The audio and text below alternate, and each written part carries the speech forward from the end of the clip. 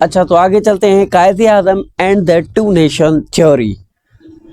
Quaid Azam Muhammad Ali Jinnah was the founder of Pakistan. Quaid Azam Muhammad Ali جناح پاکستان کے بانی تھے، مطلب کہ انہوں نے پاکستان کو بنایا. تو کبھی ہندو مسلم اتحاد کے حامی تھے. قائد اعظم محمد علی جناح ہندو اور مسلمانوں کو ساتھ کرنا چاہتے تھے، اور لکھنؤ پیکٹ میں اس نے یہ کر کے بھی دکھایا. یہ سارے الگ الگ ایک ایک ٹاپک جو ٹو نیشن تھیوری میں ڈسکس کر رہا ہوں، یہ ایک ایک الگ الگ لیکچر پاکستان افیئرس کی پلے لسٹ میں، اس چینل کی پلے لسٹ میں موجود ہیں. آپ ایک ایک الگ الگ کر کے ویڈیو دیکھ سکتے ہیں. تو ہندو مسلمان اتحاد مطلب کہ یونٹی پیدا کرنا چاہتے تھے ہندو اور مسلمانوں میں، تو حامی تھے. مگر کانگریس کی امتیازی پالیسی اور ہندو انتہا پسندی کے بڑھنے کی وجہ سے وہ ٹو نیشن تھیوری کے سب سے بڑے حامی بن گئے.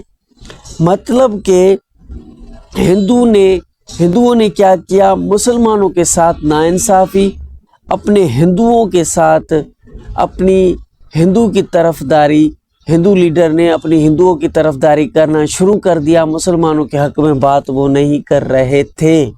تو اس کے لیے بھی قائد اعظم نے ٹو نیشن تھیوری کا ساتھ دیا. یہ الگ یہ ساتھ نہیں رہ سکتے. بعد میں آپ کا قائد اعظم کا ایک مثال بھی بتاتا ہوں، ایک کوٹیشن. تو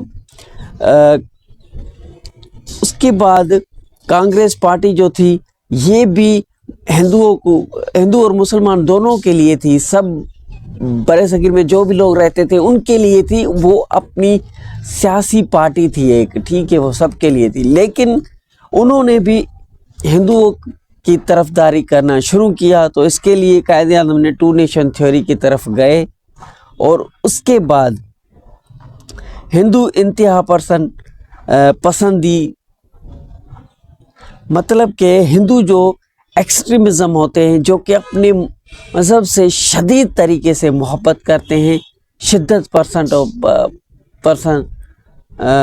ہوتے ہیں، تو وہ کچھ بھی ہو جائے اپنے مذہب کے لیے جان دیں گے. کچھ بھی ایکسٹریمزم اس طرح کے لوگ ہوتے ہیں، اب اپنے مذہب کے لیے کچھ بھی کر دیتے ہیں، غلط صحیح نہیں دیکھتے، بس کچھ بھی کر دیتے ہیں.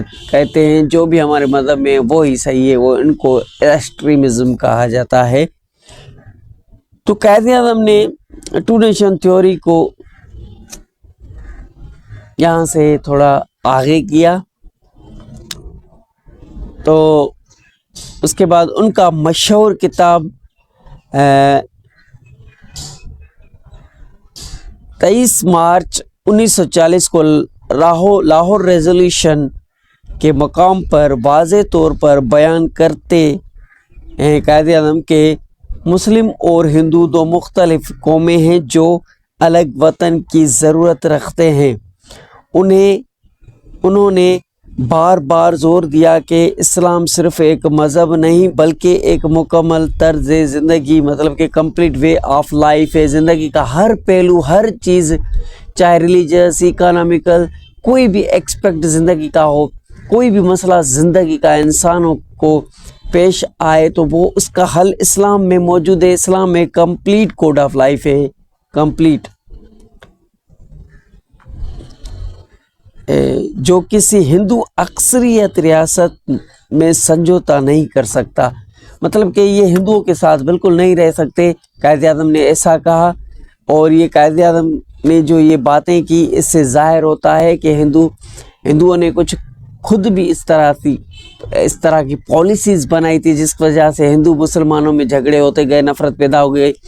اور قائد اعظم کو ایک بچے نے کہا تھا کہ آپ کیوں پاکستان بنانا چاہتے ہیں؟ تو قائد اعظم نے کہا تم ایک گلاس پانی کا لے کر آؤ. تو وہ بچہ پانی کا گلاس لے کر آیا.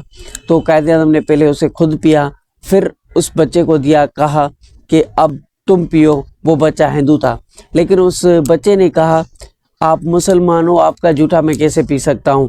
تو قائد اعظم نے کہا جب آپ میرا جوٹا پانی نہیں پی سکتے کھانا پینا نہیں کھا سکتے تو ہمارا رہنا ایک ساتھ کیسے ممکن ہے؟ تو اسی طریقے سے یہ قائد اعظم نے ان کو ایگزامپل دے کے سمجھایا، اور قائد اعظم نے کہا جب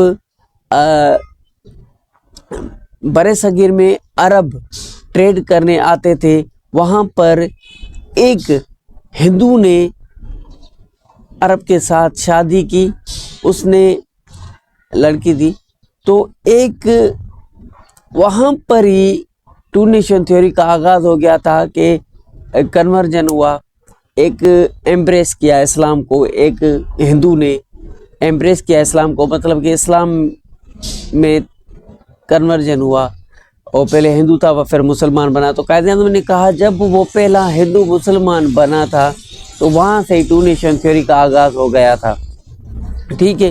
تو قائد Azam and to nation theory, اسی طریقے سے قائد اعظم نے ٹو نیشن تھیوری کو بتایا، ظاہر کیا اور کہا یہ ساتھ نہیں رہ سکتے۔ آگے چلتے چلتے انگریزوں کے خلاف لڑنے کے لیے ہندو مسلمانوں کو ساتھ بھی کیا۔ تو آگے چلتے ہیں، نیکسٹ پوائنٹ کیا ہے